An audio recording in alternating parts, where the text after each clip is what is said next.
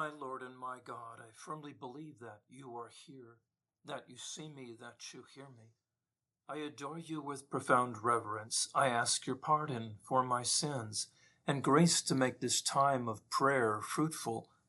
My Immaculate Mother, Saint Joseph, my Father and Lord, my guardian angel, intercede for me. Today's Gospel is out of Matthew. Jesus was going through a field of grain on the Sabbath. His disciples were hungry and began to pick the heads of grain and eat them. When the Pharisees saw this, they said to him, "See, your disciples are doing what is unlawful on the Sabbath."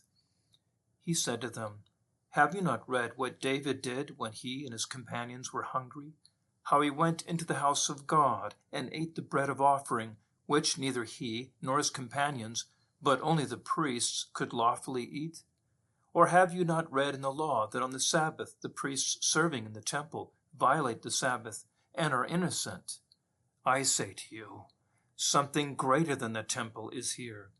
If you knew what this meant, 'I desire mercy, not sacrifice,' you would have not condemned these innocent men, for the Son of Man is Lord of the Sabbath." There is much here, but Jesus, what lesson is contained in your words, "I desire mercy and not sacrifice"? The question comes to us, what does it mean, Jesus, if I knew? And I believe your answer.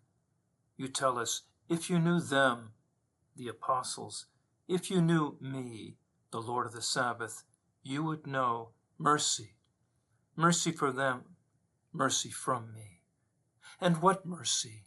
You, Lord of the Sabbath and its rest, have come to redeem us, to offer eternal rest and joy in you. St. Matthew has these words of yours, Lord, when you called him to be an apostle, and the Pharisees at that time also complained about the people he sought out, that you sought out, the people, Jesus, you ate and drank with, the tax collectors and sinners. More people here, just unnamed, just tax collectors and sinners, although we know it is Matthew by name who brought them together.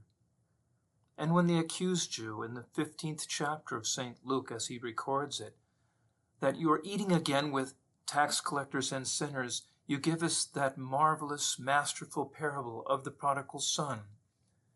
There is a point there where the father comes out to meet the elder son and says, "Your brother has come." But the elder brother no longer sees his brother, but remarks, "When this son of yours has returned." He no longer sees his brother. He sees this son of yours. It has become impersonal.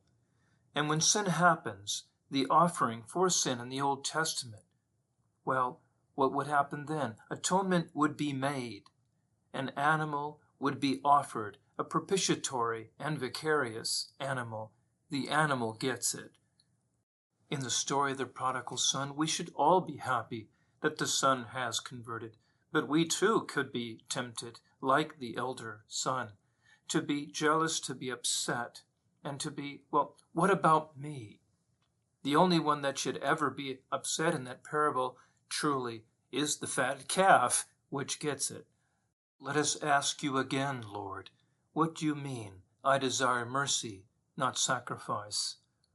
You told the people at St. Matthew's banquet, "Go and learn what this means. I desire mercy, not sacrifice," saying this to the Pharisees. You were quoting the prophet Hosea, where he says, "For I desire steadfast love and not sacrifice, the knowledge of God rather than burnt offerings." And in the first book of Samuel, there your prophet speaks your heart. And Samuel said, "Has the Lord as great delight in burnt offerings and sacrifices as in obeying the voice of the Lord? Behold, to obey is better than sacrifice, and to listen than the fat of rams." And Lord, as Mark records your voice, and to love him with all the heart and all the understanding and with all the strength, and to love one's neighbor as oneself, is more than all whole burnt offerings and sacrifices. You said this in regard to what is the greatest commandment, where we're really supposed to be going at it. With ourselves, we cannot get any more personal. When we think of ourselves and take care of ourselves, and you're asking us to love our neighbor like that, as oneself. It has to get personal, doesn't it, Lord? You want us to get in there with people. Many people, when Thanksgiving or Christmas approaches, they seek opportunities to engage in acts of mercy, and I would not condemn that. Why not? We may help to prepare or serve a turkey dinner at a soup kitchen, or participate in a coat drive for the homeless, or fill a shoebox with gifts, or build a wheelchair ramp for the disabled veteran in our midst. But Lord, are these the acts of kindness? Are these the acts of mercy you really meant when you challenge us to learn the difference between mercy and sacrifice? I don't think so. One might think we need to be kind. And, well, is that kind of a sacrifice or mercy? Random acts of kindness. I was looking at 50 suggested ways to celebrate random acts of kindness on Kindness Day. Well, half of them they relate to yourself or impersonally to people. Be kind yourself, be kind to others, but leave quarters at a laundromat, leave a gas gift card at a gas pump, leave unused coupons next to the corresponding products in the grocery store. All helpful, but where's the personal act? Getting in there deep. When people give money to a homeless that they might encounter on a sidewalk, maybe they really don't have time to stop. But I would tell you that if you stopped and said, "How are you doing? What are you into? How did you get to, what can you tell me about yourself?" They would feel so much better. Some people have jobs all day long where, they don't talk to people. They don't have personal contact so much.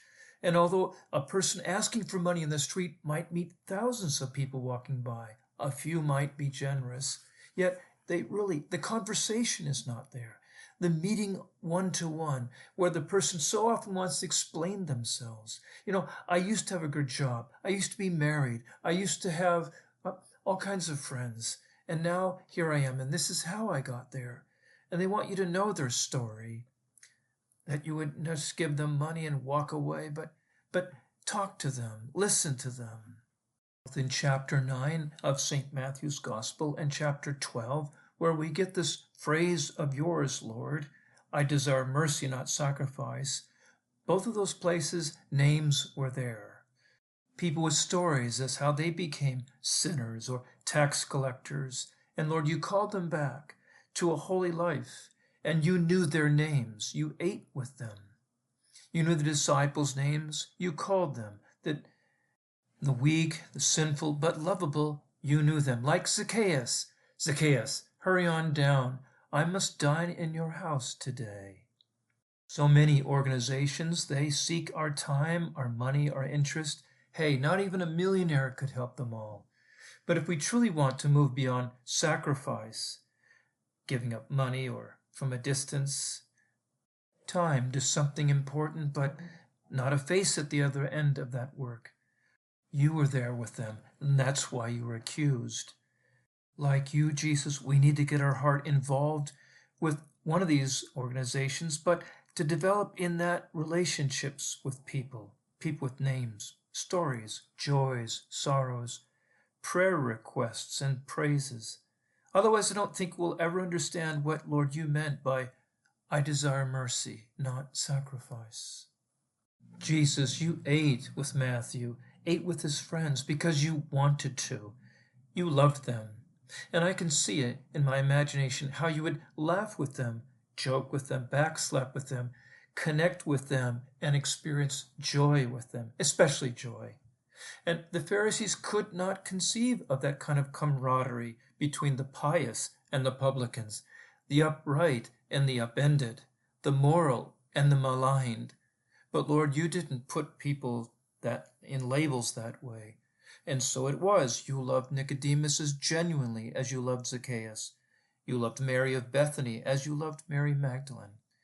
You always looked beyond a person's history, towards the future that you're calling them to. Jesus, I'm asking you to move my heart toward that kind of love. I want to be as comfortable at a table with ex-convicts, as alcoholics, as I am with good church people. I don't want to be satisfied with hands-on rituals. I want you, Lord, to move me towards having my heart being merciful, personal, having, Jesus, your mercy. I ask of that through your mother, Mother most merciful. I thank you, my God, for the good resolutions, affections, inspirations that you have communicated to me in this meditation. I ask your help for putting them into effect. My Immaculate Mother, Saint Joseph, my Father and Lord, my guardian angel, intercede for me.